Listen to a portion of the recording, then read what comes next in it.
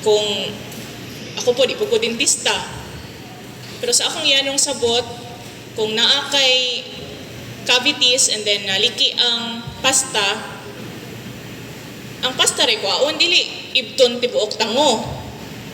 And that is what is done now with our roads. Sa akong nakita na may mga videos nga nag-upload, klaro man kaayo nga okay ra ang dalan. Katura untang guba nga portion ang ayuhon or i-excavate, upulihan og lain kay dili ang tibuok.